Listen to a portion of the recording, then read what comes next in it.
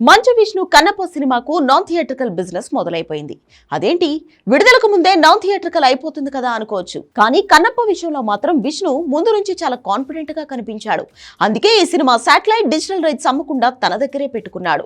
విడుదలైన తర్వాత ఖచ్చితంగా తాను అనుకున్న దానికంటే మంచి రేట్ వస్తుందని ముందు నుంచి బలంగా నమ్మాడు. ఓటీటీ రైట్స్ మొన్నే లాక్ అయిపోయాయి. ఓ ప్రముఖ డిజిటల్ సంస్థ కన్నప్ప రైట్స్ ను భారీ రేట్ ఇచ్చి సొంతం చేసుకోవడానికి సిద్ధమైందని తెలుస్తోంది. అయితే రేటు విషయంలో మంచు విష్ణుతో కొన్ని బేరసారాలు జరుగుతున్నాయి. వాళ్ళు కాస్త తక్కువ చెప్తుంటే విష్ణు మాత్రం ససేమిరా అంటున్నాడు. తాను అడిగినంత ఇస్తే గానీ తన సినిమా రైట్స్ ఇచ్చే ముచ్చటే లేదంటున్నాడు. ఆయన నమ్మకం చూస్తుంటే నిజంగానే ముచ్చటేస్తుంది.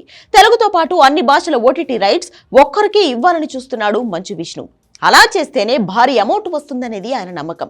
బిజినెస్ ప్లానింగ్ కూడా అదే చేస్తున్నాడు. ప్రస్తుతానికి ఓటీటీ రైట్స్ విషయంలో ఇంకా బేరాలు నడుస్తున్నాయి. కానీ హిందీ శాటిలైట్ రైట్స్ అమ్ముడైనట్లు తెలుస్తోంది. కేవలం హిందీ వరకు 20 కోట్లకు ఈ సినిమా రైట్స్ అమ్ముడైనట్లు తెలుస్తోంది. ఇదే నిజమైతే అది పెద్ద సంచలనమే.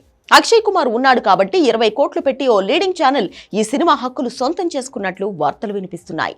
పైగా టీవీలో ప్లే చేయడానికి 8 వారాల గ్యాప్ కూడా అవసరం లేదు. నెల రోజుల్లోపే కన్నప్ప టీవీలో వచ్చేలా వాళ్ళు డీల్ కుదుర్చుకున్నట్లు ప్రచారం జరుగుతోంది. మరోవైపు తెలుగులోనూ ఈ సినిమా శాటిలైట్ హక్కులు 10 కోట్ల వరకు అమ్ముడవుతున్నట్లు తెలుస్తోంది. అలాగే ఓటీటీ నుంచి కనీసం 50 కోట్లు ఎక్స్పెక్ట్ చేస్తున్నాడు విష్ణు. అలా నాన్ థియేట్రికల్ రూపంలో 80 కోట్ల వరకు బిజినెస్ జరిగితే థియేట్రికల్ నుంచి మరో 30 వస్తుందని నమ్ముతున్నాడు. అదే జరిగితే 100 కోట్లకు పైగా కన్నప్ప వసూలు చేసినట్లే.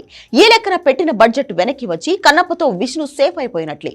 మొత్తానికి నాన్ థియేట్రికల్ ఇప్పుడే మొదలైంది. అసలు కథంతా మున్ముందు కనిపించబోతుంది.